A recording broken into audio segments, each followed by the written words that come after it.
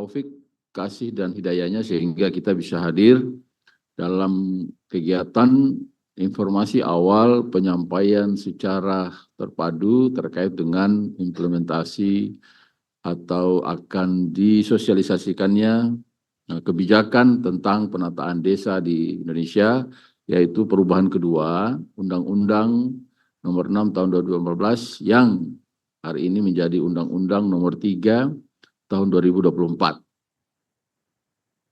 Bapak Ibu yang saya hormati, kita tahu bahwa tanggal 25 April yang lalu, tepatnya pada saat Hari Otonomi Daerah, kita peringati bahwa Presiden telah mensahkan perubahan kedua Undang-Undang Nomor 6 Tahun 2014 yang hari ini adalah Undang-Undang 3 2024 itu adalah menjadi salah satu panduan kita, salah satu pedoman kita dalam penata laksanaan tata kelola pemerintahan desa. Ini adalah sebuah kemajuan yang luar biasa karena kita tahu dalam perjalanannya Undang-Undang Desa itu sejak 2014 sudah hampir 10 tahun ya. Dia mengalami kontraksi ketika ada penyesuaian dengan Undang-Undang Cipta Kerja, kemudian hari ini tentu dipandang perlu dilakukan evaluasi-evaluasi. Saya kira kita tahu bahwa sebetulnya ya undang-undang ini mengalami sebuah transformasi. Kalau kita mengenal secara konsep, secara teori itu bergeser dari ekosistem yang sifatnya filosofis, baik itu yuridis, sosiologis, teknis begitu ya. Kemudian bergeser menjadi sebuah ekosistem manajemen ya yang sifatnya operasional, yang siap diimplementasikan, siap disosialisasikan dan tentu pada waktunya juga akan kita evaluasi. Nah, saya kira dalam perspektif konseptual ini sudah selesai. Karena sudah mengalami kajian-kajian, sudah mengalami diskusi-diskusi, sudah mengalami uji secara publik pun dalam konteks bagaimana menyusun sebuah kebijakan. Setelah itu dirumuskan sampai dengan lahir beberapa konstruksi-konstruksi sebagaimana diatur di dalam Undang-Undang 12 tahun 2011 tentang tata cara penyusunan peraturan perundang-undangan. Ini sudah mengalami fase baik secara akademis maupun secara politik yang sudah dibahas bersama antara pemerintah bersama DPR. Hari ini, rekan-rekan kita semua sebagai ekosistem penyelenggara pemerintahan desa harus memahami betul panduan ini. Harus mengetahui betul mulai dari yang sifatnya konseptual tadi, ya, yang sifatnya filosofis itu, ya, sampai dengan secara operasional, bagaimana memahami betul-betul lingkungan kebijakan undang-undang tentang desa ini. Dari mulai Undang-Undang 6 yang belum putus ya, jadi ini tidak serta-merta langsung menggantikan Undang-Undang 6, tapi sebuah satu kesatuan. Hanya dalam perjalanannya mengalami beberapa penyesuaian dan perubahan. Di dalam Undang-Undang 3 ini ada beberapa perubahan-perubahan, baik yang sifatnya penyesuaian terhadap bab, maupun kepada pasal, juga ayat-ayat di dalam substansi atau muatan Undang-Undang 6. Kemudian juga melahirkan pasal-pasal baru atau pengaturan-pengaturan baru yang dipandang perlu dalam perjalanan penataan desa di Republik ini, perlu ada penyesuaian-penyesuaian atau perubahan, atau yang selama ini masih terdapat kekosongan hukum di dalam penyelenggaraan pemerintahan desa, sehingga dengan penyusunan atau perubahan kedua ini, itu dilakukan penyesuaian-penyesuaian dalam rangka lebih memadainya kebijakan publik kita khususnya pengaturan tentang desa. Kalau kita melihat sebetulnya beberapa isu strategis ya, mungkin dianggap yang paling seksi dalam hal ini di dalam perubahan ini adalah soal masa jabatan. Padahal ada hal-hal yang lain yang juga cukup menjadi strategis, bahkan ya menjadi sesuatu yang menggembirakan bagi rekan-rekan saya perangkat desa termasuk BPD. Ya, antara lain adalah hak keuangan kepala desa, kemudian BPD, perangkat desa dan seterusnya. Ya, termasuk juga diperhatikan di sana ada soal kesesuaian untuk bagi purna bakti. Ini juga saya kira sesuatu yang menjadi novelty dalam perubahan kedua ini. Jadi yang selama ini belum diatur di dalam Undang-Undang 6 2012 maupun derivasi-derivasi yang lain, baik peraturan pemerintah maupun peraturan menteri dalam negeri, termasuk peraturan kementerian lembaga yang teknis lain. Selain itu juga saya kira adalah persoalan terkait dengan bagaimana mendukung ya penataan di dalam ekosistem pemerintahan desa yang lain terkait dengan misalnya dana desa, alokasi dana desa dan seterusnya. Ini juga saya kira menjadi salah satu muatan strategis, ya. Termasuk hitok dari dalam perubahan kedua ini adalah soal kedudukan desa. Kedudukan desa yang memang sebetulnya sudah termaktub di dalam konstitusi. Nah, sekali lagi bahwa selain untuk kemajuan desa, selain untuk kesejahteraan ekosistem pemerintahan desa, ya, kepala desa, BPD dan perangkatnya, tentu juga lebih bermuara kepada peningkatan kesejahteraan masyarakat di pedesaan. Hari ini kita berharap bahwa Undang-Undang 3 ini akan segera implementatif, ya, sebagai sebuah kebijakan publik, sebagai sebuah produk kebijakan pemerintah bersama DPR. Kita berharapkan teman-teman di dalam entitas penyelenggara pemerintahan desa, khususnya di provinsi dan kabupaten kota, rekan-rekan dinas PMD atau permatis ataupun nomenklatur yang sebutan lain di dalam perangkat daerahnya, saya berharap bahwa ini betul-betul bisa membantu pemerintah pusat, ya, untuk menyampaikan kepada seluruh halayak termasuk, ya, di seluruh ekosistem pemerintahan desa. Pada kepala desa, BPD-nya, ya, kemudian LKD-nya, LAD-nya, tolong disampaikan. Jangan sampai di dalam 3 klaster penyelenggara pemerintahan desa yang ada di sana itu tidak paham betul atau ada multitafsir antara kepala desa dengan perangkat desa atau antara lembaga pemerintahan desa di sana dengan LAD-nya atau mungkin di antara LAD, LPD dengan lembaga kemasyarakatan desa yang ada posyandu, ya, kepala dusun, kepala lingkungan, Karang Taruna dan seterusnya, PKK, ya. Jadi tolong ini betul-betul disampaikan, dipahami betul, ya, apa yang muatan ini sebagai sebuah konseptual, sebagai sebuah proses politik yang sudah dirumuskan sebagai sebuah kebijakan. Tentu secara akademis sudah melalui sebuah kajian-kajian sehingga masuk ke dalam domain yang ranahnya normatif. Yang sekarang kita akan segera praktekkan implementatif yang pada waktunya nanti tentu akan mengalami fase-fase namanya evaluasi sebagai sebuah lingkungan kebijakan. Itulah memang, ya, berangkat dari sebuah konsep. Jadi tidak bahwa ini karena ujuk-ujuk begitu atau tiba-tiba lahir muatan-muatan atau penyesuaian perubahan di dalam undang-undang desa ini. Tidak. Ini sudah mengalami sebuah proses penggodokan, proses kajian dari, ya, kira-kira dalam proses perumusannya itu sudah mengalami fase-fase diskusi di sana. Sudah ada juga fase-fase pembulatan konsepsi sehingga tidak ada muatan-muatan baik pasal, bab, pasal maupun ayatnya yang multitafsir, yang kira-kira tidak sesuai dengan tata cara penyusunan peraturan perundang-undangan. Sekali lagi bahwa dalam kesempatan ini rekan-rekan saya di provinsi dan kabupaten kota betul-betul menjadi penjuru, ya, menjadi penjuru di dalam konstruksi penyelenggaraan pemerintahan desa. Jadi teman-teman menjadi bagian dari perangkat daerah betul-betul bisa menjadi penjuru, bisa menjadi lead, ya, yang sering saya sampaikan di beberapa kesempatan bahwa dinas PMD atau permasdes atau sejenisnya, ya, nomenklatur yang sesuai dengan OPD di masing-masing daerah, tolong menjadi penjuru bagi penyelenggara pemerintahan desa. Harapan saya tidak ada perangkat daerah lain, sektor yang masuk desa tanpa diketahui oleh dinas PMD. Nah, ini saya kira penting, ya, untuk disampaikan sehingga teman-teman betul-betul melakukan rekonsiliasi, ya, introspeksi internal maupun eksternal.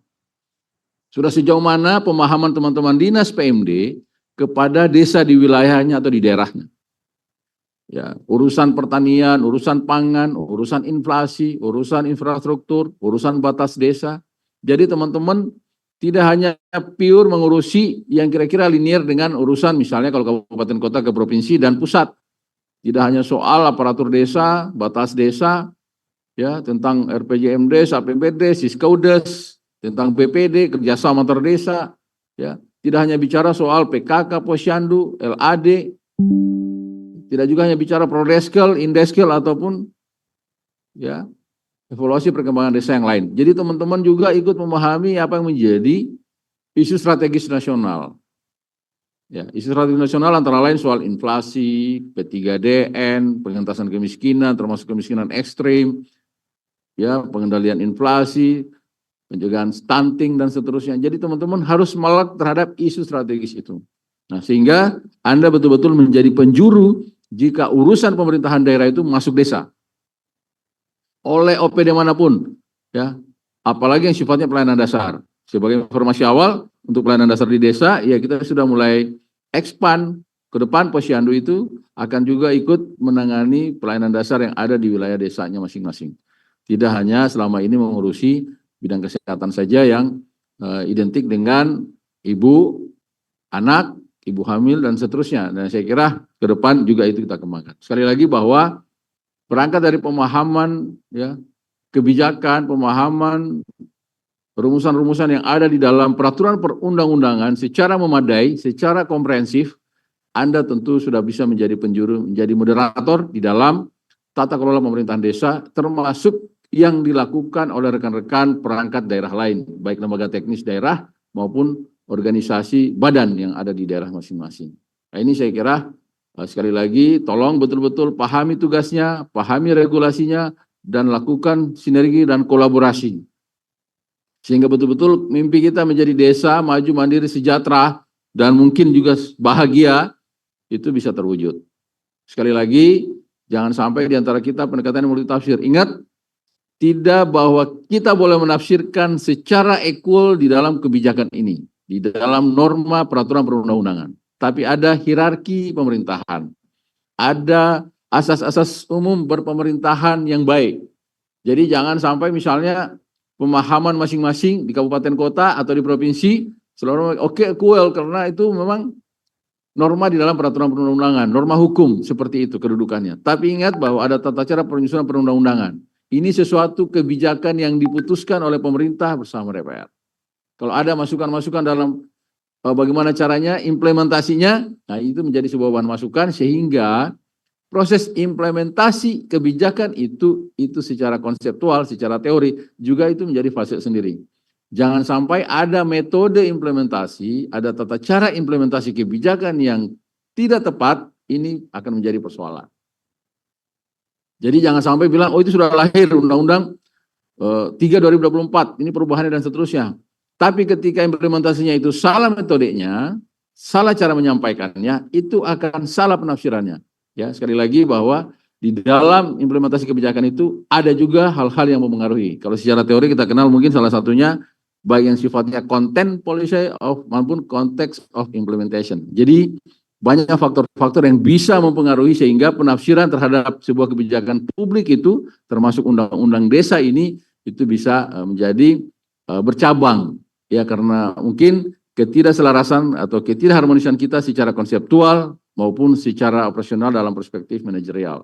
Saya kira itu teman-teman, sekali lagi saya berharap betul-betul kita semuanya sama, Dinas PMD Kabupaten Kota, Dinas PMD Provinsi dengan Ditjen Bina Pemdes Kemendagri, bersama-sama kita membersamai bagaimana kebijakan perubahan kedua Undang-Undang 6 2014 atau Undang-Undang 3 2024 ini bisa implementatif, tersosialisasi dengan baik kepada seluruh ekosistem penyelenggara pemerintahan desa di seluruh tanah air.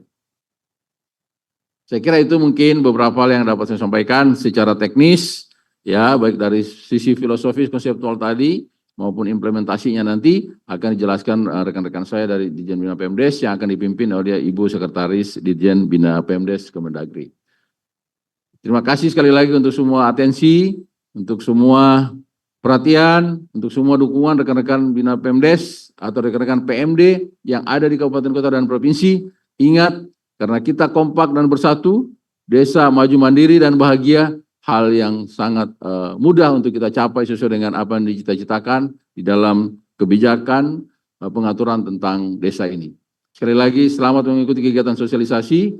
Apresiasi dan terima kasih saya kepada Bu Ses dengan seluruh tim yang sudah menyiapkan kegiatan ini dengan sangat baik. Insya Allah dalam waktu yang tidak terlalu lama, kita akan mengundang seluruh kepala daerah yang akan kita laksanakan secara nasional, bisa bertatap muka di dalam forum rapat koordinasi nasional pemerintahan desa yang akan dihadiri oleh para gubernur, bupati, wali kota, dan kepala dinas PMD di provinsi dan kabupaten kota seluruh Indonesia.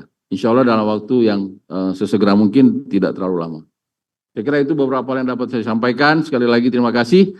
Saya akhiri walal muwafiq ila aqwamit thoriq. Assalamualaikum warahmatullahi wabarakatuh. Shalom, Om, Santi, Santi, Santi, Om. Selamat pagi dan menjelang siang. Terima kasih.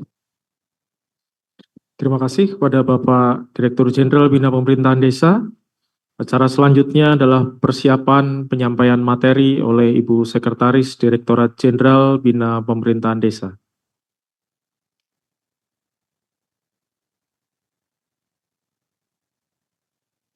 Kamera off.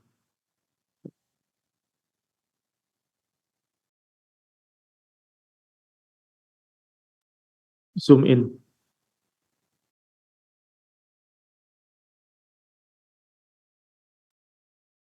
Penyampaian materi sosialisasi Undang-Undang Nomor 3 Tahun 2024 tentang perubahan kedua atas Undang-Undang Nomor 6 Tahun 2014 tentang desa dimulai. Terima kasih. Bismillahirrahmanirrahim. Assalamualaikum warahmatullahi wabarakatuh. Selamat pagi, salam sejahtera bagi kita sekalian. Om Swastiastu, Namo Buddhaya, salam kebajikan. Bapak dan Ibu sekalian, peserta sosialisasi yang kami hormati, izinkan kami menyampaikan materi sosialisasi Undang-Undang Nomor 3 Tahun 2024 tentang perubahan kedua atas Undang-Undang Nomor 6 Tahun 2014 tentang desa. Materi ini akan kami sajikan. Yang pertama terkait dengan latar belakang dilakukannya revisi undang-undang, lalu urgensi perubahan undang-undang, dan berikutnya bab dan pasal serta penyesuaian-penyesuaian di dalam Undang-Undang Nomor 3. Lalu yang keempat, pemaknaan pasal. Kami khusus untuk menyampaikan pemaknaan pasal peralihan, yaitu pasal 118, dan berikut pasal-pasal yang mengamanatkan pembentukan peraturan perundang-undangan, dan ya harapan dan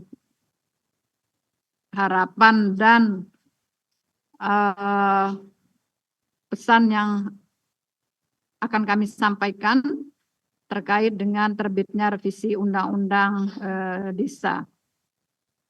Yang pertama, latar belakang, Bapak dan Ibu sekalian, kita tahu semua bahwa keberadaan desa sesungguhnya telah diakui dengan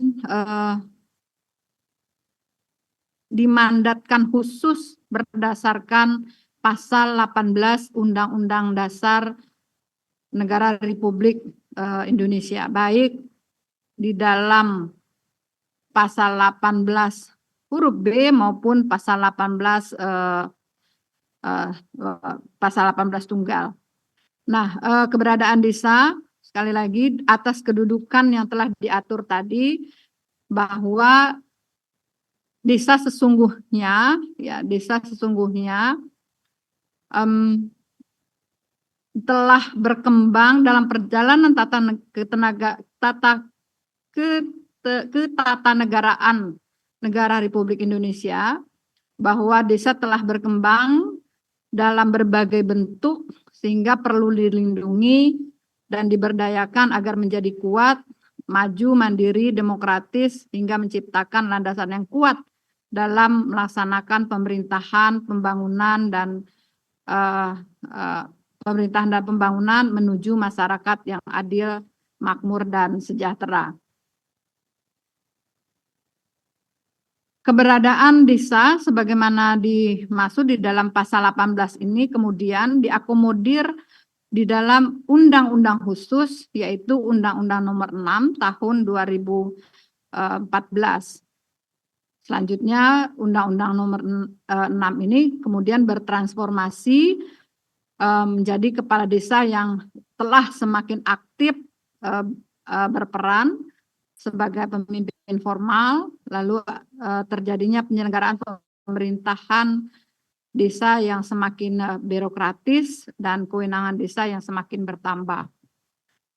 Dan untuk pertama kalinya pada tahun 2015 berdasarkan amanah dari Undang-Undang 2014 desa sebagai sebuah tatanan pemerintahan, sebagai yang bertransformasi menjadi yang ada di desa ini mendapatkan dana desa, di mana dana desa ini tujuannya adalah untuk mendorong desa untuk menggali dan potensi desa dengan memajukan desa dan perekonomian yang ada di desa. Yang kedua, dengan adanya dana desa ini upaya untuk mencegah adanya urbanisasi seperti yang terjadi di Jepang dan Korea, dan yang ketiga adalah penyeimbang ekonomi di desa dan kota. Ini yang kemudian melatar belakangi penguatan desa hari ini yang tentu berdasarkan sekali lagi acuannya adalah pasal 18 lalu Undang-Undang Nomor 6 dan penguatan perekonomian di desa, maka semakin menguatnya fungsi-fungsi dan peran pemerintahan desa, dan inilah yang termasuk melatar belakang ingin penguatan lebih optimal pemerintah desa sehingga kita melakukan perubahan terhadap Undang-Undang Nomor 6 Tahun 2014. Di samping itu, perubahan dari Undang-Undang Nomor 6 Tahun 2014, revisi kedua Undang-Undang Desa ini berasal dari kita juga mengakomodir aspirasi dari asosiasi desa, di mana sepanjang tahun 2023 kita melihat fenomena bergelombangnya penyampaian aspirasi dari para asosiasi. Dalam penyampaian aspirasi itu paling tidak kami mencatat ada 5 poin penting yang ingin yang disampaikan, dan tentu saja penyampaian ini mempengaruhi dari substansi Undang-Undang 6 yang perlu dilakukan revisi. Yaitu aspirasi yang pertama, adanya permintaan dari asosiasi kepala desa agar masa jabatan kepala desa yang saat Undang-Undang 6 ini masih tiga periode atau 6 tahun 3 periode, ini diubah menjadi 6 tahun 2 periode. Walaupun memang permintaan ini tidak semua disepakati oleh asosiasi, tetapi sekali lagi sepanjang tahun 2023 tuntutan utamanya terhadap perubahan dari undang-undang ini adalah pertama terkait dengan periodisasi dan masa lama masa menjabat bagi kepala desa dan termasuk BPD. Lalu yang kedua, permasalahan mengenai kedudukan desa dalam sistem ketatanegaraan pemerintahan Republik Indonesia. Ya, kita pasca berlakunya Undang-Undang 6 tentu kita semua mengetahui bahwa desa itu diperlakukan sebagai sebuah berubah dari sebuah komunitas menjadi tata kelola pemerintahan, menjadi sebuah entitas yang mengelola pemerintahan. Nah, tentu sebagai sebuah entitas yang mengelola pemerintahan, keinginannya adalah mereka mempunyai kedudukan menjadi level pemerintahan tertentu dalam sebuah sistem pemerintahan di Indonesia. Nah, oleh karena itu mereka ingin ada diakomodir tentang kedudukan desa dalam sistem ketatanegaraan. Aspirasi mereka yang disampaikan melalui abdesi aksi, silakan Pak Dir, PPDI dan juga APBNAS ya, Asosiasi Badan Permusyawaratan Desa Nasional. Lalu yang ketiga, aspirasi yang ketiga adalah permintaan perluasan hak kepala desa, perangkat desa, dan lembaga-lembaga desa lainnya, BPD, RT RW, Posyandu, Karang Taruna, lalu lembaga adat desa untuk mendapatkan penghasilan dan tunjangan. Nah, ini juga disampaikan oleh para asosiasi. Lalu yang keempat, permintaan penambahan dana desa dari pemerintah pusat 10 sampai 20% dari anggaran transfer untuk daerah yang berasal dari APBN.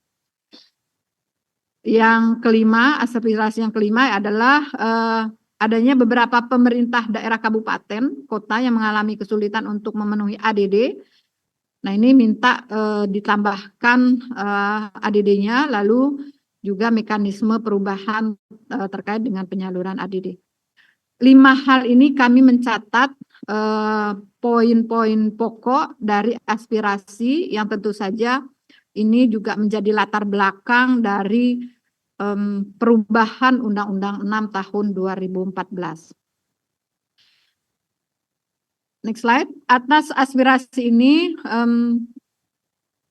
DPR lalu kemudian mempunyai inisiatif untuk melakukan perubahan dari Undang-Undang 6, dan sekali lagi kami ingin menegaskan bahwa karena aspirasinya lebih banyak ke DPR, ya beberapa waktu yang lalu, setahun yang lalu ya 2023, maka memang akhirnya inisiatif perubahan dari Undang-Undang nomor 6 ini memang dilakukan oleh DPR. Pada tanggal 11 Juli 2023, DPR menyampaikan rancangan undang-undang usul DPR ke pemerintah. Ya, ini bentuk atau implementasi dari inisiasi DPR untuk perubahan undang-undang yang menampung aspirasi dari para asosiasi. Ini dilakukan dengan penyampaian RUU usul DPR pada tanggal 11 Juli. Lalu pada tanggal 4 Agustus melalui surat Mensesnek kepada Menteri Desa, kepada Menteri Dalam Negeri, Menteri Desa PDTT, Kemenq, Pan-RB, Kumham, ini diminta untuk melakukan penyusunan daftar isian masalah terkait dengan RUU yang disampaikan. Dan per tanggal 18 September pemerintah isian masalah kepada DPR untuk mendapatkan persetujuan dan pembahasan bersama melalui rancangan undang-undang desa, perubahan kedua undang-undang desa. Dan per tanggal 18 September itu Mensesnek juga menunjuk Menteri Dalam Negeri untuk menjadi koordinator yang melakukan perubahan terhadap undang-undang dari sisi pemerintah, menjadi wakil pemerintah untuk melakukan perubahan bersama DPR Undang-Undang nomor 6 tahun 2014. Bapak dan Ibu sekalian, beberapa hal yang menjadi urgensi perubahan dari Undang-Undang nomor 6. Yang pertama, isu strategis perubahan terkait dengan kedudukan desa, seluruhnya dari 5 aspirasi yang tadi kami sampaikan, memang ini hampir keseluruhan kita akomodir di dalam perubahan Undang-Undang nomor 6 tahun 2014. Yaitu yang pertama kedudukan desa, lalu masa jabatan kepala desa dan BPD, lalu yang berikutnya hak keuangan desa dan perangkat desa, hak keuangan kepala desa, perangkat dan BPD, lalu tambahan sumber dan besaran anggaran dana desa ADD dari pajak bagi hasil pajak dan retribusi serta dana konservasi rehabilitasi hutan. Nah, ini isu-isu perubahan strategis dari undang-undang ini kita tuangkan dalam pasal-pasal di mana dalam pasal-pasalnya yaitu di dalam perubahan Undang-Undang 6 terdiri dari, next slide, slide 12, terdiri dari 17 pasal perubahan yaitu ada di pasal 2, 4, 26, 27, 33, pasal 39, 50, 56, 57, 62, 67, 72, 74, 78, 79, 86, dan 118. Ini pasal yang berubah, lalu terdiri dari pasal-pasal ini tertuang di dalam 9 bab, yaitu dari mulai bab 1, bab 2, bab 5, bab 6, bab 8, bab 9, bab 10, bab 5, bab 16. Selain pasal-pasal perubahan, terdapat 7 pasal baru, yakni pasal 5A, 34A, 50A, 53A, pasal 72A, pasal 87A, pasal 121A. Dan terdapat 2 penjelasan pasal yang mengalami perubahan, yaitu penjelasan pasal 8 ayat 3 dan penjelasan pasal 48.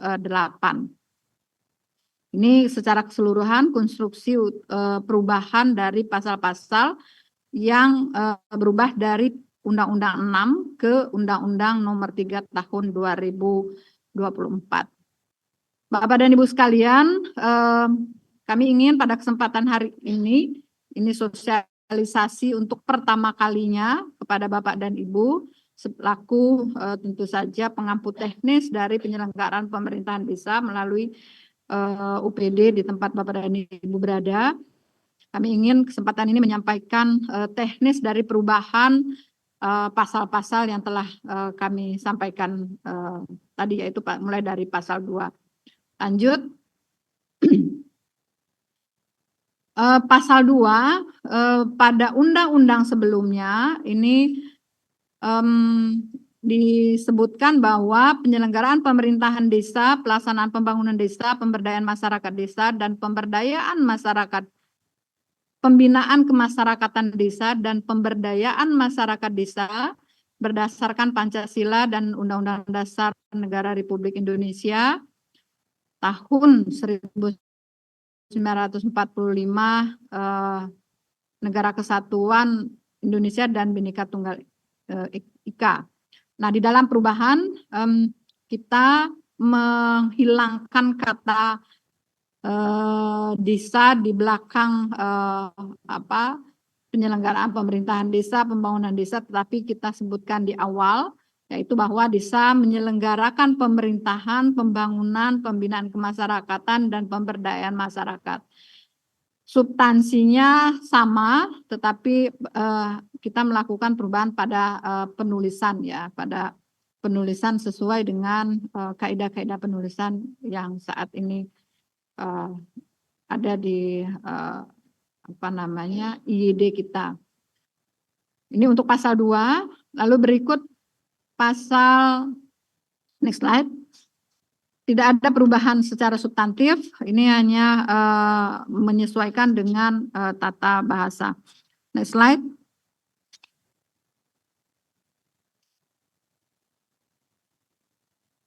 Pasal 4 ya. Pasal 4, Undang-Undang 6 huruf B itu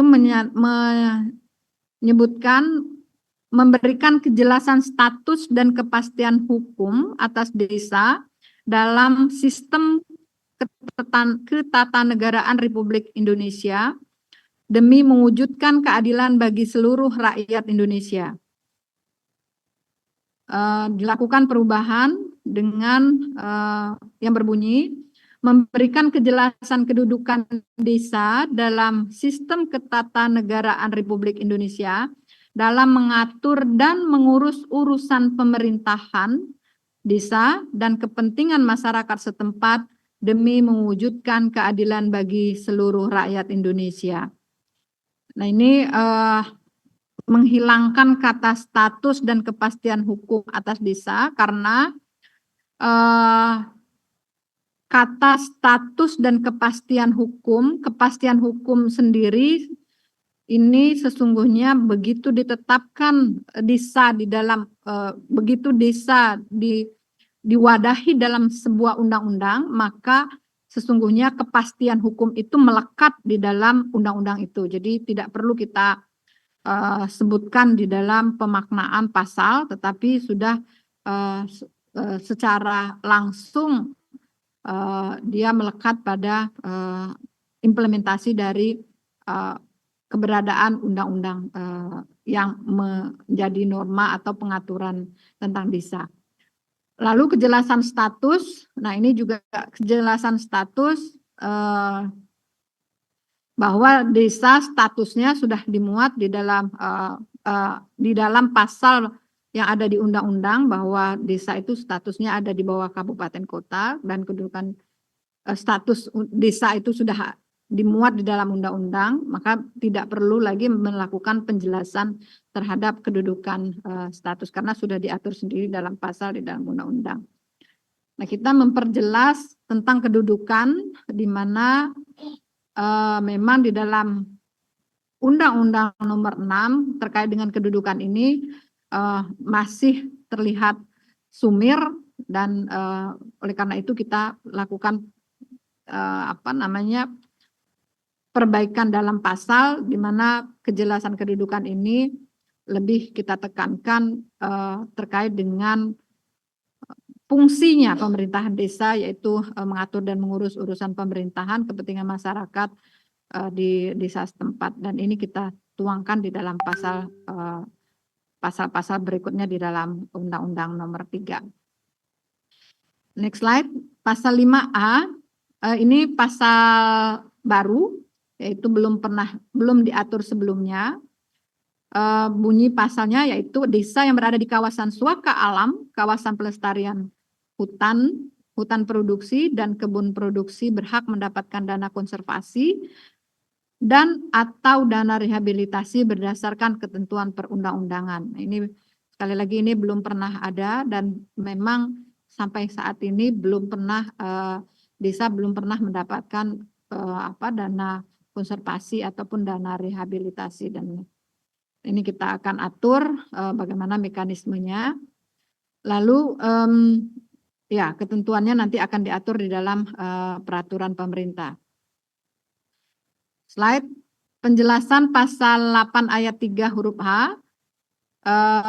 Ini juga adalah tuntutan dari pemerintah desa, dari kepala desa dan asosiasi yang kita coba akomodir terkait dana operasional. Namun demikian tentu dana operasional yang dimaksud adalah dana operasional untuk kegiatan penyelenggaraan pemerintahan desa, termasuk dana operasional rumah tangga desa. Jadi bukan dana operasional itu bukan, walaupun sebetulnya mungkin bukan mungkin.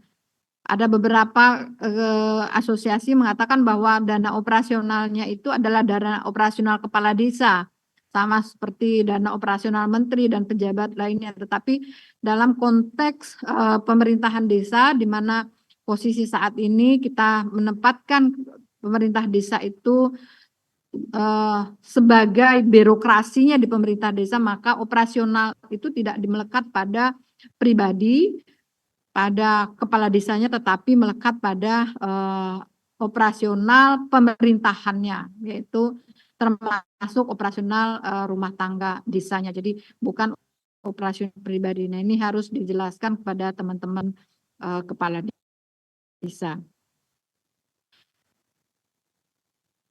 Lalu pasal 26, pasal 26 terkait dengan pengangkatan dan pemberhentian kepala desa, ayat huruf B. Kita melakukan Undang-Undang 2014 melakukan perubahan yang sebelumnya dan pemberhentian kepala desa itu menjadi tugasnya kepala desa. Nah, di dalam perubahan Undang-Undang Nomor 3 2014, kepala desa mempunyai tugas mengusulkan pengangkatan dan pemberhentian kepala desa kepada mengusulkan pengangkatan dan pemberhentian perangkat desa kepada bupati dan wali kota. Jadi ini tugasnya kepala desa yang sebelumnya bisa langsung mengangkat dan memberhentikan berdasarkan Undang-Undang Nomor 6 2014. Di Undang-Undang Nomor 3, Kepala Desa tugasnya mengusulkan pengangkatan dan pemberhentian perangkat desa kepada bupati dan wali kota. Jadi ada mekanisme yang ditambahkan, walaupun pengangkatan dan pemberhentian itu dilakukan oleh kepala desa, tetapi ada mekanisme tambahan, yaitu dia harus mengusulkan dulu kepada bupati atau wali kota. Mekanisme inilah nanti akan kita atur di dalam peraturan sendiri sebagai tindak lanjut dari undang-undang ini.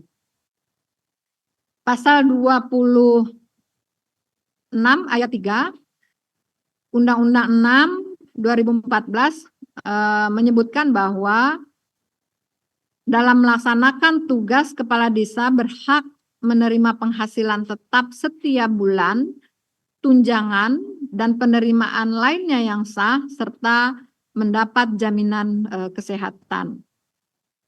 Lalu perubahan di Undang-Undang Nomor 3 2024 bahwa dalam melaksanakan tugas kepala desa berhak menerima penghasilan tetap setiap bulan, tunjangan, penerimaan lain yang sah, mendapatkan jaminan sosial bidang kesehatan dan ketenaga kerjaan. Ada penambahan secara eksplisit disebutkan bahwa kepala desa mendapatkan jaminan sosial, yaitu jaminan ketenaga kerjaan dan kesehatan. Yang sebelumnya hanya mendapatkan jaminan kesehatan, sekarang penambahannya adalah jaminan ketenaga kerjaan. Lalu yang berikutnya, kepala desa berhak tunjangan purna tugas 1 kali di akhir masa jabatan sesuai dengan kemampuan keuangan desa yang diatur nanti di dalam peraturan pemerintah. Lanjut berikut pasal 26 sisipan pada ayat 4 huruf G, yaitu kepala desa berkewajiban, ini sisipan berarti pasal pasal sisipan, pasal tambahan baru ya, bahwa kepala desa berkewajiban mengundurkan diri sebagai kepala desa apabila mencalonkan diri sebagai anggota lembaga perwakilan rakyat, kepala daerah, atau jabatan politik lainnya sejak ditetapkan sebagai calon peserta pemilihan yang dinyatakan secara tertulis dan tidak dapat ditarik kembali. Sebelumnya tidak diatur, ini kita atur dan kita sisipkan bahwa kepala desa apabila akan menjadi calon anggota DPR RI, DPRD, lalu anggota jabatan politik lainnya, sejak ditetapkan dalam daftar calon tetap di daftar calon tetap DCT ya. Nah, ini harus mengundurkan diri dan tidak boleh ditarik. Jadi sudah masuk dalam daftar calon tetap, harus mengundurkan diri. Kalau misalkan tak terpilih ya tak boleh balik lagi gitu jadi kepala desa, atau dalam proses setelah daftar calon tetap ditetapkan, masuk dalam daftar calon tetap, lalu mikir-mikir gitu ya, udah saya mau balik lagi ya, ini nggak boleh. Ini menurut undang-undang. Jadi begitu masuk dalam daftar calon tetap, maka mengundurkan diri dan tidak boleh balik lagi. Dan tidak boleh ditarik kembali juga atas usulan, atas pengunduran diri untuk kembali melaksanakan sebagai kepala desa. Ini pasal sisipan. Lanjut, pasal 27.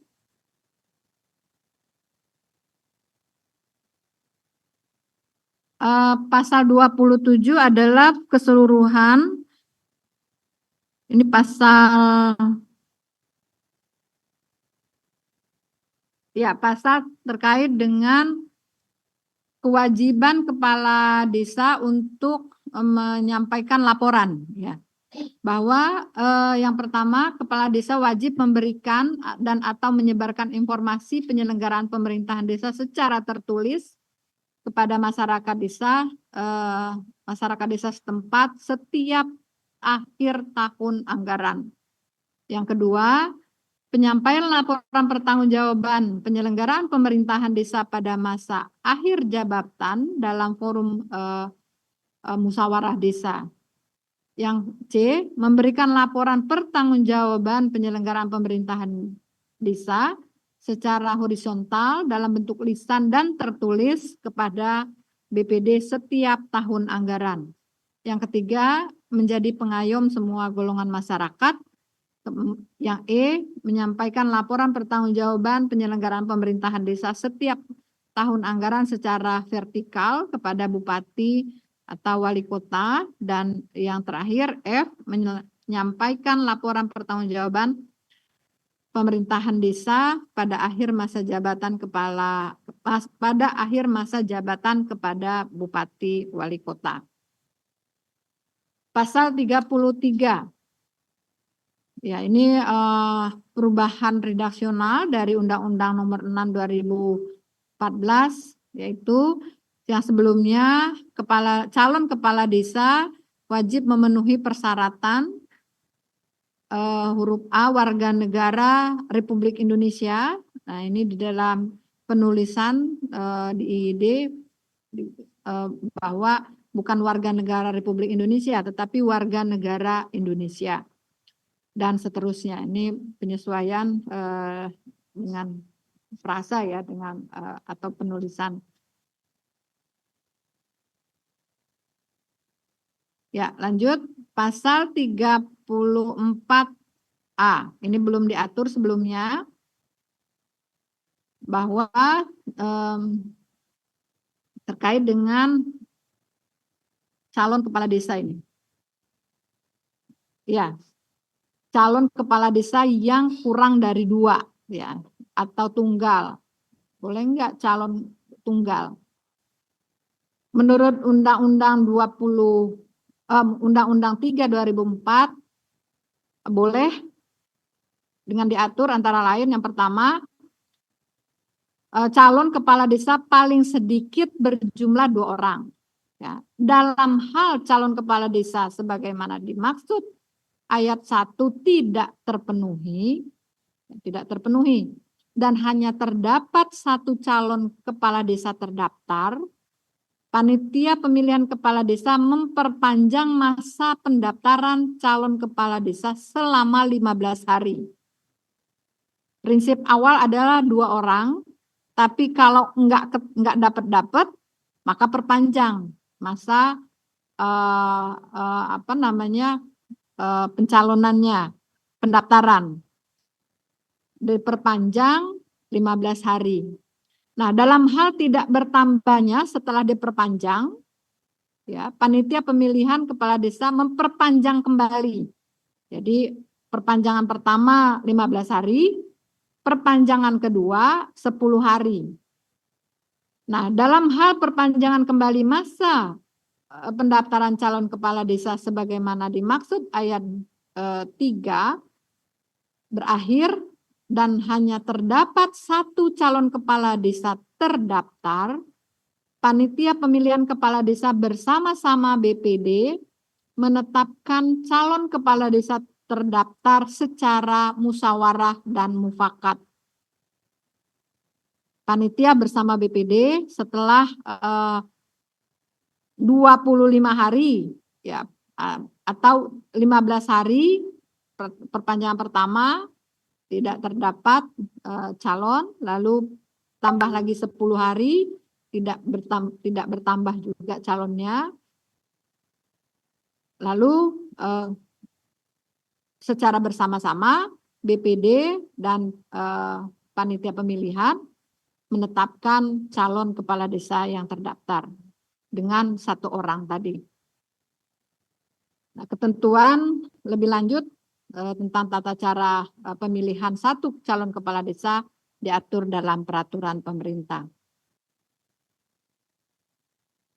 Slide. Pasal 39, kepala desa memegang jabatan selama 6 tahun terhitung sejak pelantikan. Ini Undang-Undang 6 2014, dan kepala desa dapat menjabat paling banyak 3 kali secara berturut-turut atau tidak berturut-turut. Perubahan pasal 39 Undang-Undang Nomor 3, kepala desa memegang jabatan selama 8 tahun terhitung sejak pelantikan. Jadi dari 6 menjadi 8. Kepala desa sebagaimana dimaksud pada ayat 1 dapat menjabat paling banyak 2 kali masa jabatan secara berturut-turut atau tidak berturut-turut. Kalau hitungan periodisasi ini relatif singkat gitu ya. Menjadi 2 periode. Walaupun hitungan jumlah juga ini relatif lebih sedikit. Yang tadinya 18 tahun, benar, 3 kali 6, 18, menjadi 16 tahun. Walaupun memang pada posisi peralihan tentu ada yang diuntungkan gitu, lebih dari 16 tahun dan lebih juga dari 18 tahun. Tapi itu mungkin itu rezeki dan nasib ya. Lanjut pasal 48.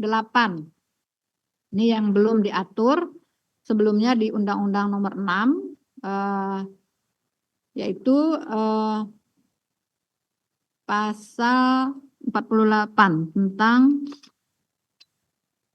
penjelasan ya ini ya, penjelasan tentang definisi. Yang dimaksud dengan perangkat desa adalah unsur staf yang membantu kepala desa dalam penyusunan kebijakan dan koordinasi yang diwadahi dalam sekretariat desa dan unsur pendukung tugas kepala desa dalam pelaksanaan kebijakan yang diwadahi dalam bentuk teknis dan unsur kewilayahan. Ini penjelasan pasal 48 terkait dengan perangkat. Lalu lanjut pasal 50. Perangkat, saya bacakan Undang-Undang Nomor 3. Perangkat desa sebagaimana dimaksud dalam pasal 48 dari warga desa yang memenuhi persyaratan bertakwa kepada Tuhan Yang Maha Esa, juga bertakwa kepada Tuhan Yang Maha Esa, ini tambahan ya, lalu berpendidikan paling rendah sekolah menengah atau sederajat, ini tidak berubah. Usia juga tidak berubah, tetap 20 tahun sampai 42 tahun. Syarat lain yang ditentukan dalam peraturan daerah, kabupaten, kota yang diatur dalam Perda. Ya, ini kita menambahkan huruf A, yaitu bertakwa kepada Tuhan Yang Maha Esa. Ya, lanjut. Pasal 50 huruf A, ini sebelumnya belum diatur di Undang-Undang Nomor 6, yaitu tambahannya adalah di Undang-Undang Nomor 3, perangkat desa dalam menjalankan tugas sebagaimana dimaksud pasal 49 ayat 1 berhak menerima penghasilan tetap setiap bulan, tunjangan, dan penerimaan lainnya yang sah. Yang huruf B, mendapatkan jaminan sosial di bidang kesehatan dan ketenagakerjaan. Yang C, mendapatkan tunjangan purna tugas 1 kali di akhir masa jabatan sesuai kemampuan keuangan desa yang diatur dalam peraturan pemerintah. Lalu pasal 53 A ini juga tambahan. Dalam rangka meningkatkan kompetensi dan akuntabilitas kinerja pemerintah desa, maka perlu dilakukan penata laksanaan pemerintah desa yang diatur lebih lanjut dengan peraturan pemerintah. Ini terkait dengan pengukuran kompetensi kepala adalah aturan pemerintah. Lalu pasal 56 ya 56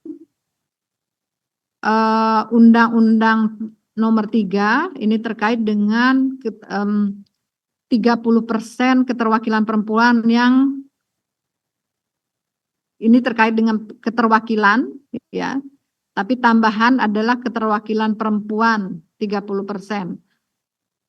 Baik ini untuk BPD ya. Disebutkan pasal baru bahwa anggota BPD merupakan wakil dari penduduk desa berdasarkan keterwakilan wilayah yang pengisiannya dilakukan secara demokratis. Undang-Undang 6 menyebutkan sampai demokratis. Tambahan kali Undang-Undang Nomor 3 yaitu dengan memperhatikan 30% keterwakilan perempuan. Ya Undang-Undang 6 masa jabatannya adalah 6, masa keanggotaannya adalah 6 tahun.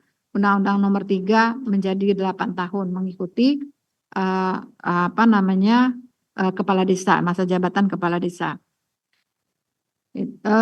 Ayat 3, anggota BPD sebagaimana dimaksud pada ayat 1 dapat dipilih untuk masa keanggotaan paling banyak 2 kali secara berturut-turut atau tidak berturut-turut. Ini juga mengikuti dari ketentuan kepala desa, masa jabatan kepala desa.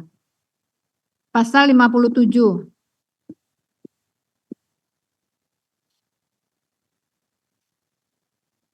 Ya, tidak ada.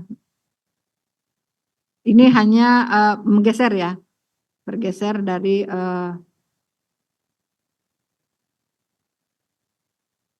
ya, konstruksi pasal sebelumnya. Pasal 57 ya. Masih sama ya. Ini menggeser kedudukan pasal ya. Tidak ada perubahan ya. Ya, lanjut. Pasal 62. Pasal 62 anggota BPD berhak mengajukan usul rancangan perdes, mengajukan pertanyaan, ini masih sama dengan Undang-Undang 6, lalu memilih dan dipilih, menyampaikan usul atau pendapat sama, tambahannya adalah mendapatkan tunjangan dari anggaran APBDes yang bersumber dari alokasi dana desa yang besarannya ditetapkan dengan peraturan bupati. Lalu mendapatkan jaminan sosial bidang kesehatan dan ketenagakerjaan, ini yang baru, betul-betul baru karena selama ini tidak eksplisit disebutkan tunjangan ketenagakerjaan maupun kesehatan. Lalu mendapatkan tunjangan purna tugas 1 kali, ini sama dengan kepala desa. Ya, 1 kali di akhir masa jabatan sesuai dengan kemampuan keuangan desa yang diatur dalam peraturan pemerintah. Pasal 67 ya. Desa berhak mengatur dan mengurus kepentingan masyarakat setempat berdasarkan hak asal-usul, adat istiadat dan nilai sosial budaya masyarakat setempat. Kata masyarakat desa berubah menjadi masyarakat setempat. Lalu berikut juga pasal 67, kata desa itu, masyarakat desa itu menjadi masyarakat setempat karena ini sebetulnya mengkonstruksi pasal saja karena kata desanya itu sudah diangkat ke kepala ayat ya. Desa berhak. Jadi desa berhak mengatur dan mengurus urusan masyarakat desa setempat gitu, bukan masyarakat desanya karena desanya sudah diangkut. Ini mengkonstruksi pasal saja sebetulnya, tidak ada perubahan yang substantif dari perubahan pasal ini. Masih sama dengan pasal sebelumnya, hanya sekali lagi merubah frase dan konstruksi pasal. Lalu pasal 67 udah, lanjut pasal 72. Pasal 72 pendapatan desa sebagaimana dimaksud pada ayat 71 ya. 71 mana tadi? Ayat 2 bersumber dari A, B, C ini sama, huruf D-nya alokasi dana desa yang merupakan bagian dari dana alokasi umum dan dana bagi hasil yang diterima oleh kabupaten kota. Yang sebelumnya di huruf D disebutkan sebagai dana desa yang merupakan bagian dari dana perimbangan. Nah, kata dana perimbangan itu di dalam undang-undang HKPD sudah dihapus dan sudah lebih diterjemahkan dana perimbangan itu menjadi dana alokasi umum dan dana bagi hasil. Jadi ini menyesuaikan dengan undang-undang tentang keuangan, dana keuangan, perimbangan keuangan ya. Undang-undang perimbangan keuangan.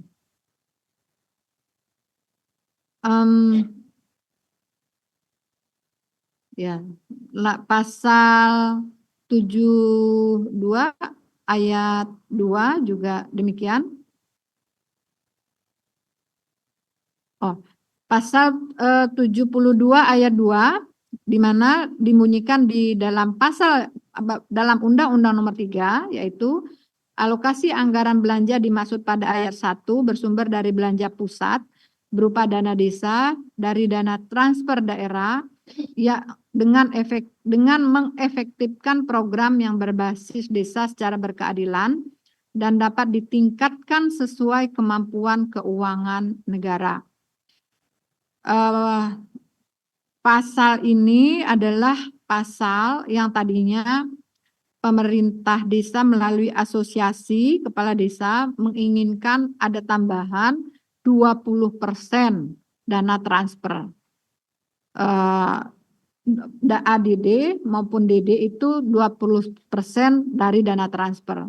Tetapi karena kita tidak lagi mengenal earmark untuk semua anggaran di dalam undang-undang, maka aspirasinya tetap ditampung untuk diberikan penambahan, tetapi konstruksi pasalnya dibunyikan dapat ditingkatkan sesuai dengan kemampuan keuangan negara. Dan undang-undang lain pun sebetulnya sudah mengikuti undang-undang kesehatan misalkan yang tadinya di-earmark 10% dari APBD itu untuk kesehatan, nah sekarang juga tidak ada lagi earmark. Nah ini amanah dari Undang-Undang HKPD ya, hubungan keuangan pusat daerah dan terkait dengan penggunaan atau sumber dari anggaran pemerintah daerah dan ini juga termasuk di desa. Jadi tidak ada lagi earmark, namun demikian aspirasi untuk dilakukan penambahan ini tetap diberikan ruang dengan melakukan konstruksi pasal bahwa sumber bahwa ADD itu dapat ditingkatkan sesuai dengan kemampuan keuangan negara. Lalu ayat 4-nya alokasi dana desa sebagaimana dimaksud pada ayat 1 huruf D paling sedikit 10% dari dana bagi hasil diterima oleh kabupaten kota dalam anggaran pendapatan belanja daerah. Jadi ya ini memang penyesuaian sebetulnya ya, penyesuaian saja. Ya lanjut,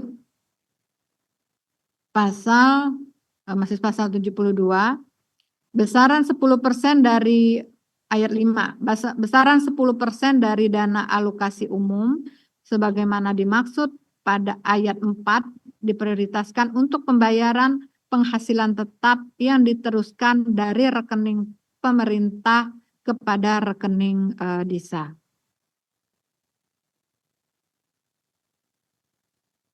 Ya.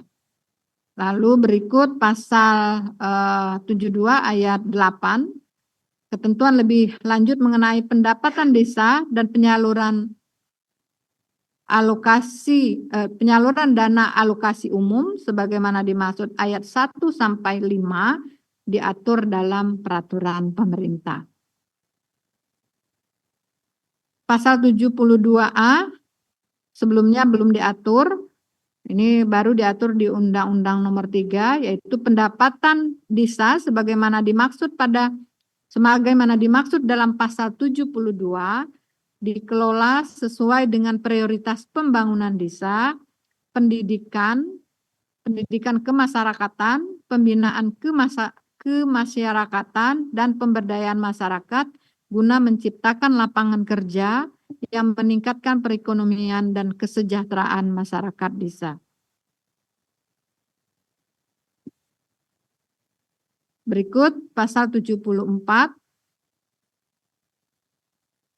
Pasal 74 yaitu terkait dengan prioritas belanja khusus untuk ayat 2 ini tambahan, yaitu prioritas kami bacakan ayat 1, yaitu belanja desa diprioritaskan untuk memenuhi kebutuhan pembangunan yang disepakati melalui Musdes dan sesuai dengan prioritas pemerintah daerah dan pemerintah daerah kabupaten, kota, pemerintah daerah provinsi, dan pemerintah dalam hal ini pemerintah pusat. Lalu prioritas kebutuhan pembangunan sebagaimana dimaksud ayat 1 termasuk pemberian insentif bagi rukun tetangga dan rukun warga sesuai dengan pertimbangan kemampuan keuangan daerah. Ayat 3, kebutuhan pembangunan sebagaimana dimaksud pada ayat 1 meliputi tetapi tidak terbatas pada kebutuhan primer, pelayanan dasar, lingkungan, dan kegiatan pemberdayaan masyarakat desa. 78, pasal 78 ada penambahan frase, ini redaksional ya. Ya, penambahan yaitu sebelumnya pembangunan desa bertujuan meningkatkan kesejahteraan masyarakat desa dan kualitas hidup manusia serta penanggulangan kemiskinan melalui pemenuhan kebutuhan dasar, pembangunan sarana prasarana desa, pengembangan potensi lokal, serta pemanfaatan sumber daya alam dan lingkungan secara berkelanjutan. Nah, ditambahkan bagi kehidupan dan penghidupan masyarakat setempat. Ini Undang-Undang Nomor 3 menambahkan bagi kehidupan dan penghidupan masyarakat setempat. Pasal 79 menyesuaikan untuk perencanaan pembangunan desa yang sebelumnya dari 6 tahun karena periodisasi kepala desa masa jabatan ini menjadi menyesuaikan dengan masa jabatan kepala desa yang sebelumnya 6 tahun menjadi 8 tahun. Oleh karena itu perencanaan pembangunan juga menjadi 8 tahun. Ya, slide berikut pasal 79, lanjut saja. Pasal 79. Ini masih sama ya, menyesuaikan. Ya. Ya. Langsung ke pasal 86.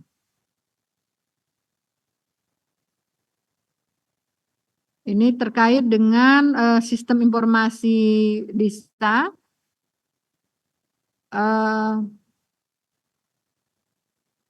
Ya, perubahannya ada di ayat 5 yang sebelumnya menambahkan frase masyarakat desa setempat, ya. Pemangku kepentingan sampai pemangku kepentingan di Undang-Undang 6, Undang-Undang Nomor 3 menambahkan masyarakat desa setempat. Ya, lanjut pasal baru yang belum diatur yaitu 87A, pengelolaan BUMDes sebagaimana dimaksud dalam pasal 87 ayat 2 dilakukan secara profesional untuk mendapatkan keuntungan bagi peningkatan kesejahteraan masyarakat. Lalu BUMDes sebagaimana dimaksud pada ayat 1 dapat bekerja sama dengan badan usaha milik negara, badan usaha milik daerah, badan usaha milik swasta, dan atau koperasi. Ayat 3, kerjasama BUMDes sebagaimana dimaksud ayat 2 dilakukan untuk membentuk kemitraan yang saling menguntungkan antar pelaku ekonomi dan saling menguatkan untuk mewujudkan demokrasi ekonomi dan efisiensi nasional yang berdaya saing tinggi. Ketentuan lebih lanjut mengenai kerjasama BUMDes diatur dalam peraturan pemerintah. Nah, ini dia, kita masuk ke pasal yang paling ditunggu-tunggu nih, kelihatannya nih. Penjelasan pasal 118. Ini adalah pasal peralihan. Saya dalam kesempatan ini Bapak dan Ibu sekalian, kami ingin menyampaikan bahwa pasal peralihan ini sesungguhnya tidak membutuhkan pengaturan lebih lanjut. Jadi mohon Bapak dan Ibu, kita sepaham bahwa pasal peralihan itu adalah bridging atau jembatan antara undang-undang sebelumnya ke undang-undang yang baru. Nah, membridging itu tentu tidak perlu menunggu, ya, tidak perlu menunggu, kalaupun ada pengaturan, tidak perlu pengaturan, tapi tidak perlu menunggu karena harus dieksekusi pada saat itu juga, gitu. Pada saat undang-undang ini berlaku, maka dia harus dieksekusi dengan cepat karena yaitu tadi ada yang sifatnya segera untuk ditindaklanjuti dari berlakunya undang-undang. Oleh karena itu kami minta semua pemerintah daerah yang pada posisi saat ini akan melaksanakan pasal peralihan kiranya dilakukan segera dan sekali lagi tidak perlu menunggu aturan lebih lanjut. Nah, pasal 118 ini adalah pasal peralihan di mana terdiri dari 6, kami menyebutnya 6 poin, 6 huruf ya, 6 huruf. Yaitu yang pertama terkait dengan kepala desa dan BPD yang telah menjabat selama 2 periode sebelum undang-undang ini dapat mencalonkan diri 1 kali, mencalonkan 1 periode lagi berdasarkan undang-undang ini. Jadi yang sedang menjabat nih, sedang menjabat, posisi saat ini sedang menjabat, dia masuk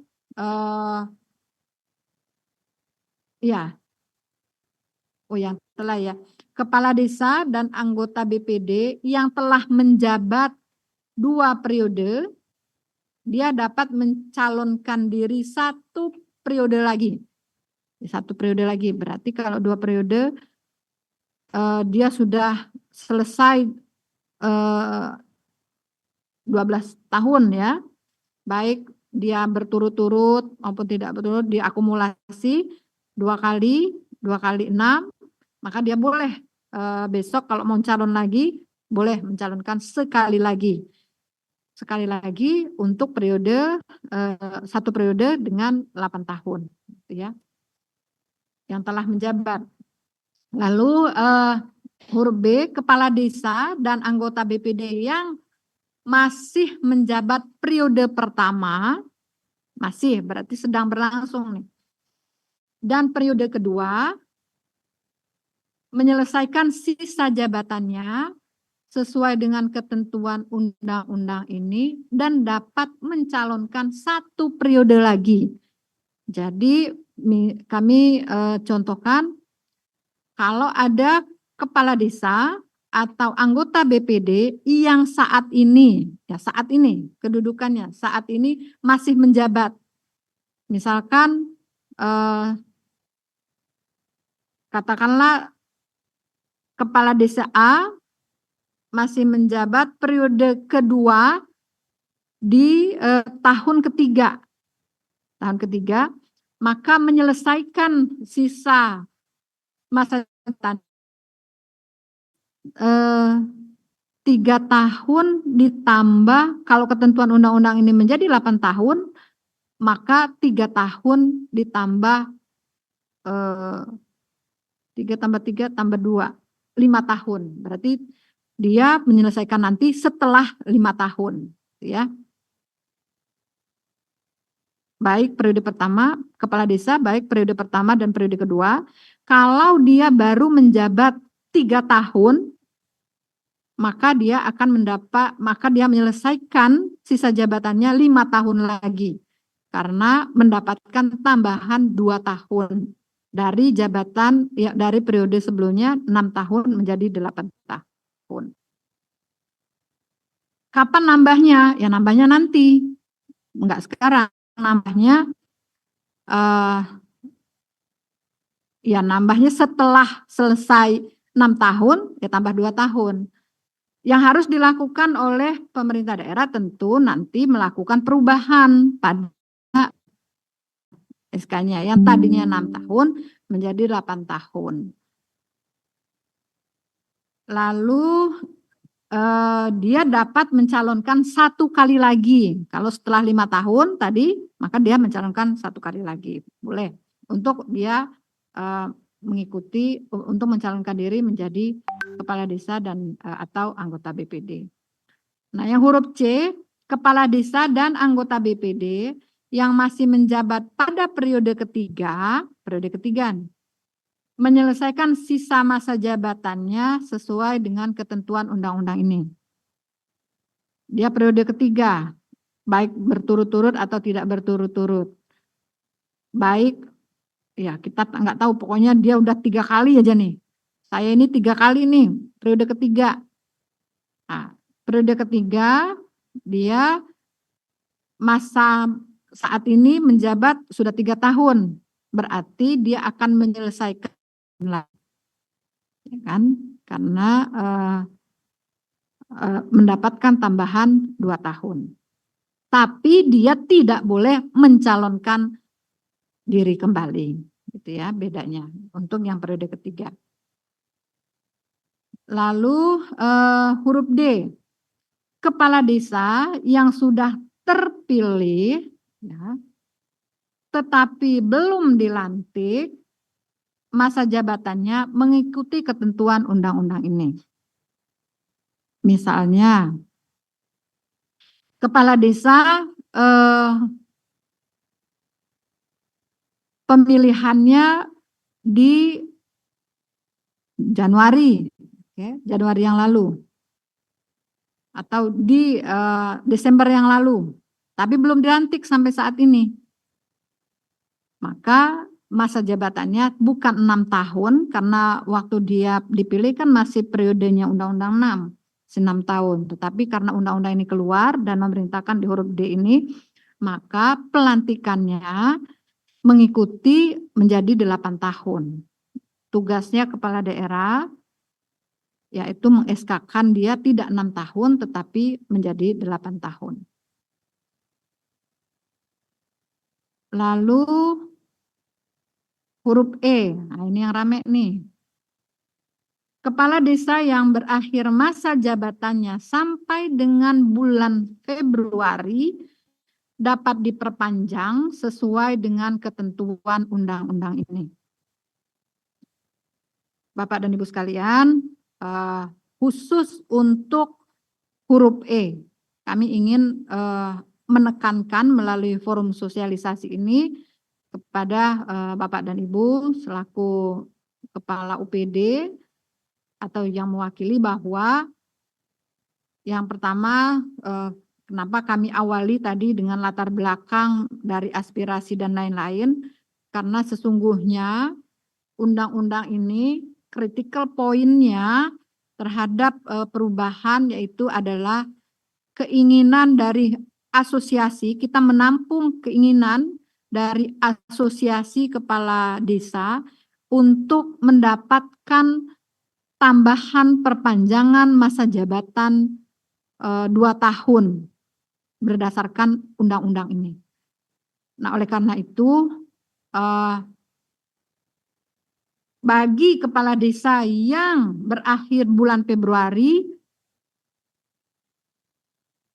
di bulan Februari atau AMJ-nya di Februari, maka seluruhnya mendapatkan tambahan masa perpanjangan jabatan 2 tahun. 2 tahun ya, sekali lagi.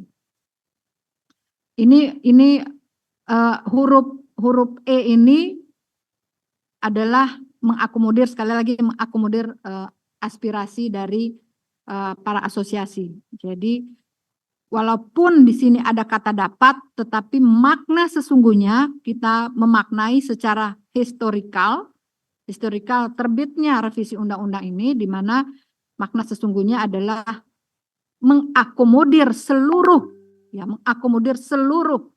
kepala desa yang AMJ-nya di bulan Februari. Jadi tidak ada pilihan sesungguhnya, walaupun di sini ada kata dapat.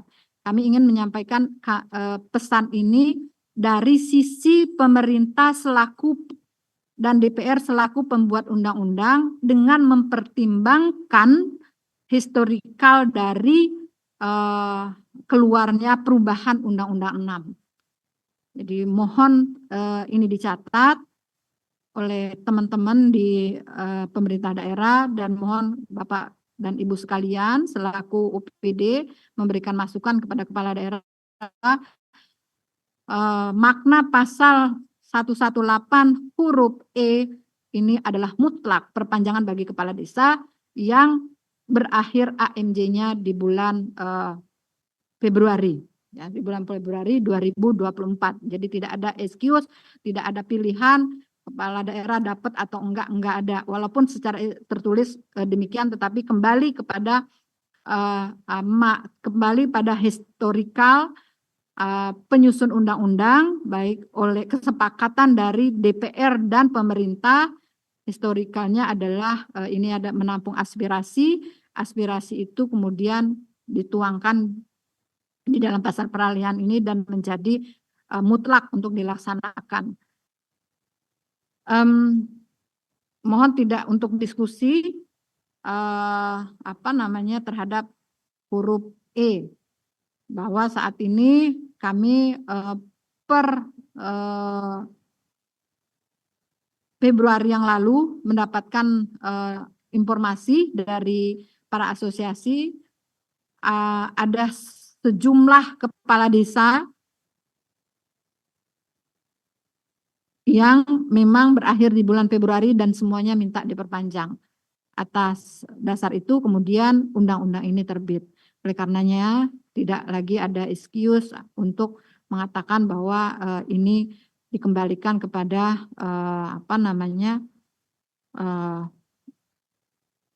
pemerintah daerah, baik itu pilihan bagi pemerintah daerah. Jadi nggak ada pilihan pemerintah daerah dan seluruhnya harus melaksanakan untuk huruf E, di mana kami ulangi sekali lagi, keinginannya adalah mengakomodir kebutuhan dari perpanjangan kepala desa yang berakhir AMJ-nya di bulan Februari seluruhnya.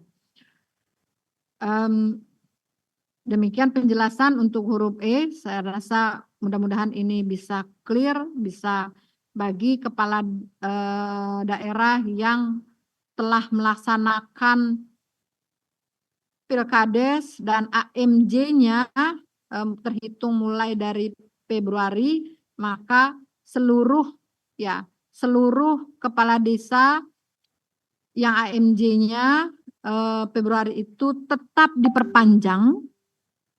Lalu jika sudah ada yang menjadi calon pemenang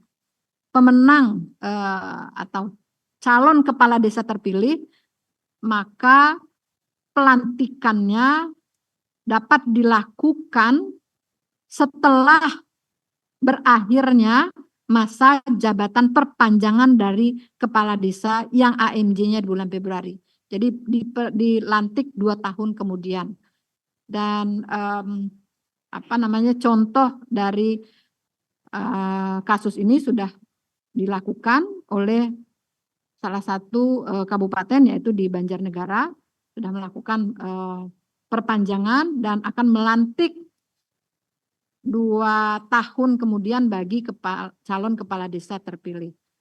Mohon untuk beberapa daerah yang mungkin kasusnya sama dapat melakukan penyesuaian.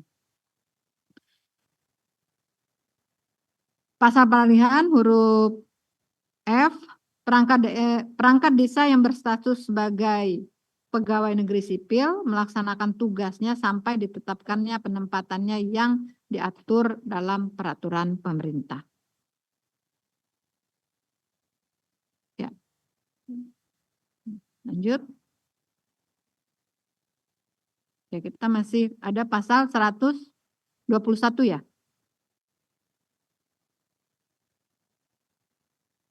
121A, pemerintah harus melaporkan pelaksanaan undang-undang ini kepada DPR RI melalui alat kelengkapan yang menangani urusan di bidang legislasi paling lambat 3 tahun sejak undang-undang ini berlaku.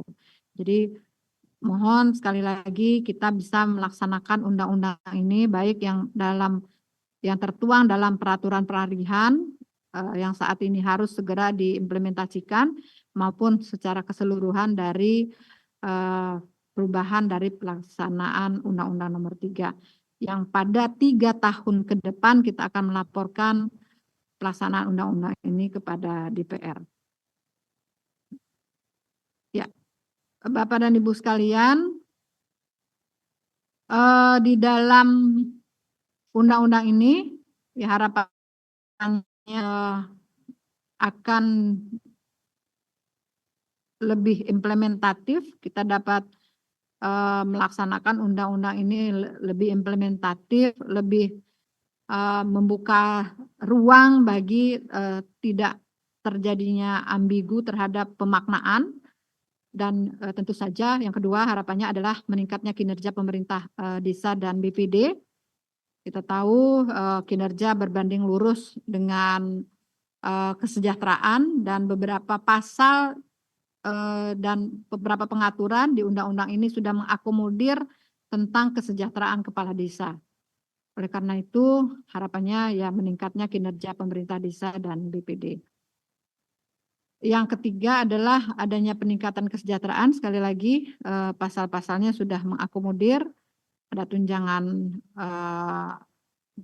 sosial, ada tunjangan BPD, tunjangan kepala desa yang diberikan setiap bulan, lalu juga ada jaminan sosial, baik kesehatan maupun kesejahteraan.